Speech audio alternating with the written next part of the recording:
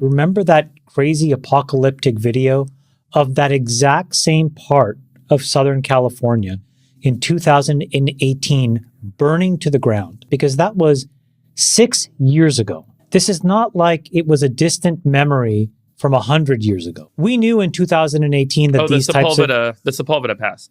Hold on. Is that a real video? Oh my God.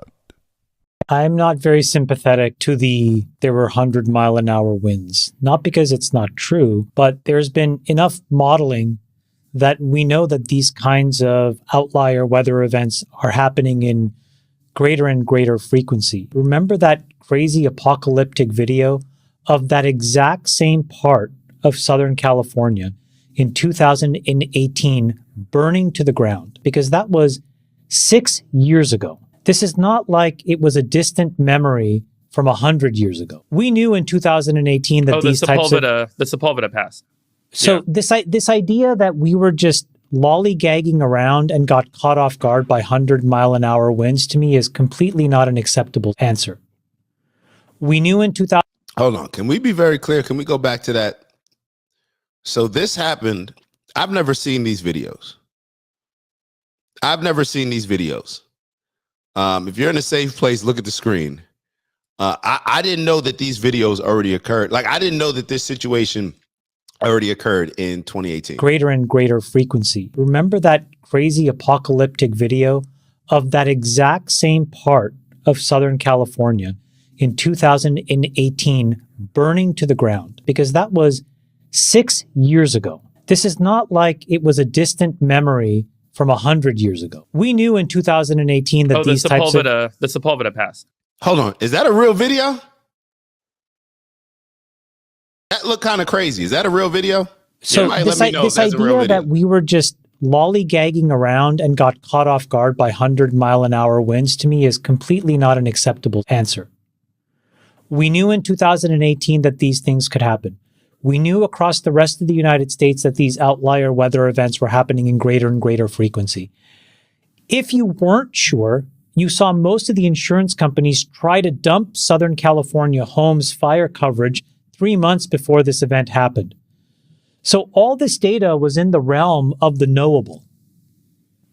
And then when you double click and you get into a little bit more of the details, there's a level of incompetence bordering on criminal negligence here that we need to get to the bottom of. So I'll just give you a couple of facts. In the 1950s, the average amount of timber, so wood that was harvested in California, was around 6 billion board feet per year. In the intervening 70 years, that shrank to about 1.5 billion board feet. And so you'd say, okay, well, that's a 75% reduction.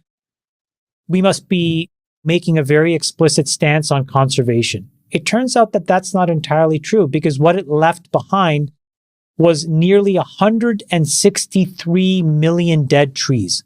Dead, like gone. And so you would say, well, those things should have been removed.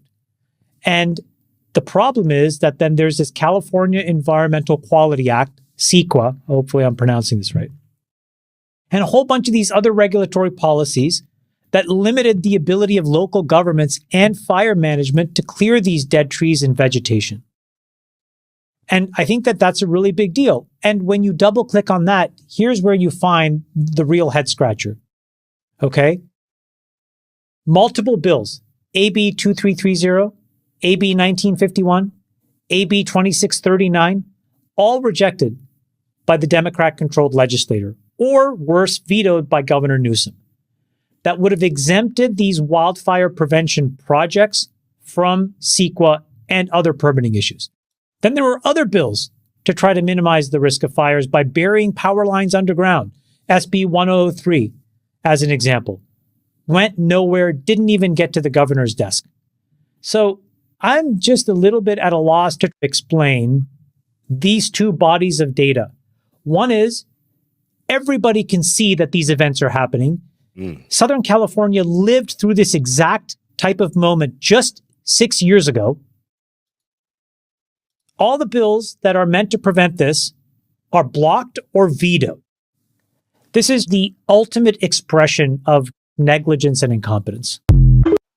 And and when there is so much negligence and incompetence, in my opinion, what ends up happening is you open the door for all the conspiracy theories. You're opening the door for it. There's so much negligence and incompetence. It's like, how could this even make sense? How could you not be prepared for this?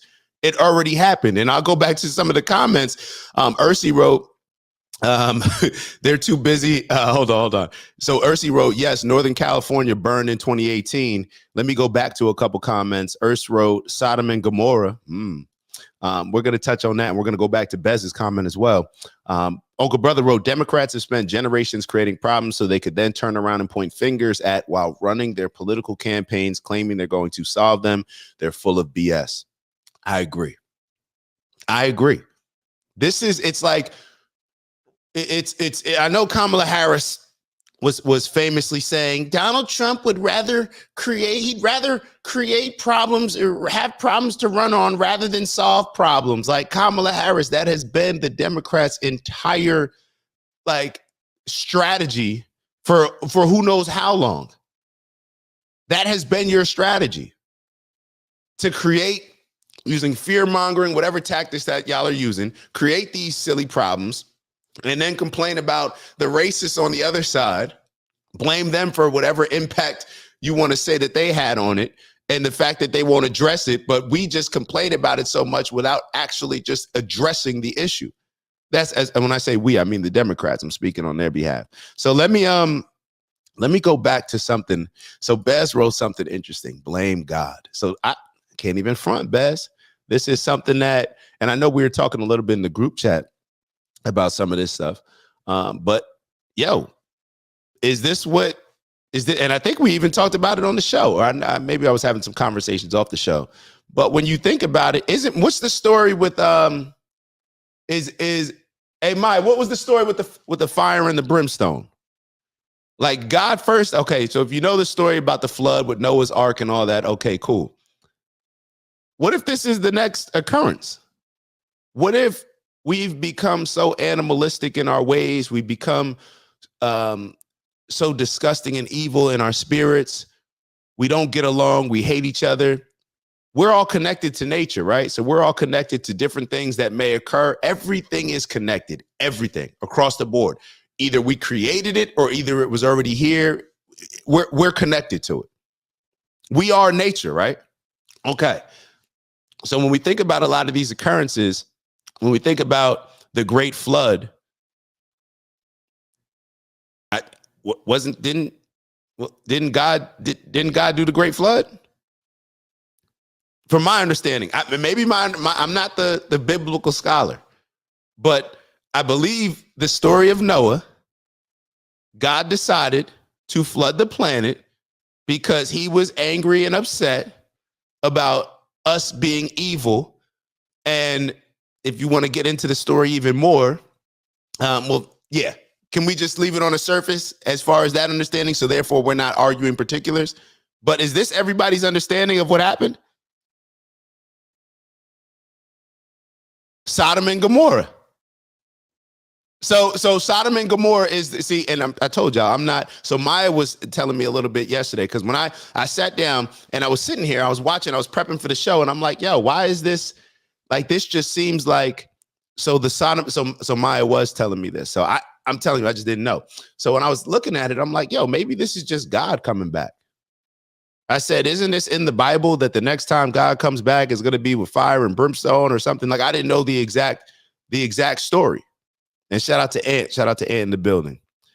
So when I'm going through this, and Bess said it's going to happen again, I agree.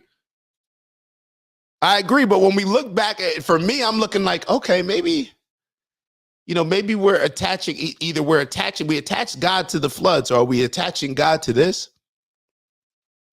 I don't know. I'm just asking the questions. And this is what goes back to what the gentleman was saying.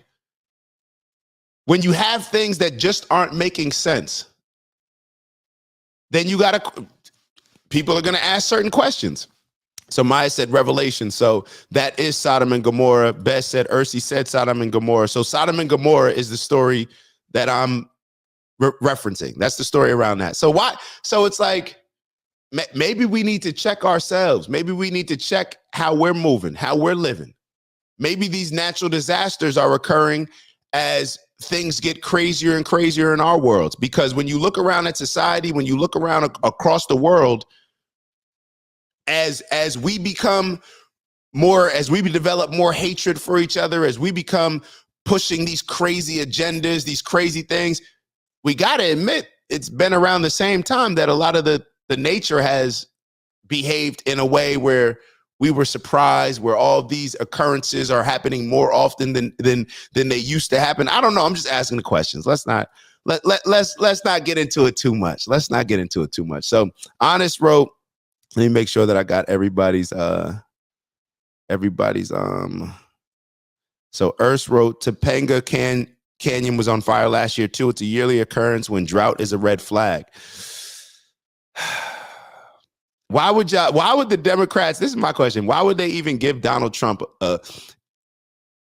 like, you just gave him an alley-oop to talk about this stuff, because now he could just reference all the videos that he had where he's telling Gavin Newsom, yo, we got to get the water from Canada coming from Northern California. All that water can come down. And of course, Donald Trump, in true Donald Trump fashion, what did he say? We have more water than you can handle. we got plenty of water. We give you more. And I guess Gavin Newsom decided not to sign these things. And that's what the gentleman was talking about in the video. Okay, so Honest wrote, corrupt politicians and corrupt media and liberal agenda and easily swayed voters equals poor outcomes and a weaker country. Those who have allowed Hollywood to rule have made us weaker as a nation. I agree, Honest. I agree. And I don't know. So Baz wrote, the madman upstairs decides to flood and burn. Depending on how you look at it. Right? Is God in control of everything? I know where Baz going. Baz trying to bring it out of me. He's trying to bring it out of me. Is God in control? I don't know. So Baz said we need God to come back. This is getting out of hand. Well, is this God, Earth? Hold on. Is this God? Why was it an issue? We trusted. Do we get upset with God when he flooded the planet and destroyed everybody besides Noah and Noah's family and all those animals? So maybe we should just sit back and say, this is just how it's supposed to go. I'm just asking because if it's not God, then we got to look at us, right? So I'm just asking. So Ant wrote, read Revelations. It's all happening now. Everybody better pray for salvation. Okay. Bez wrote, that's the story when God supposedly was mad. Everyone had sex, living wild, so he burnt Ish down. Right. Bez wrote, God a tyrant. Bez on one of the day.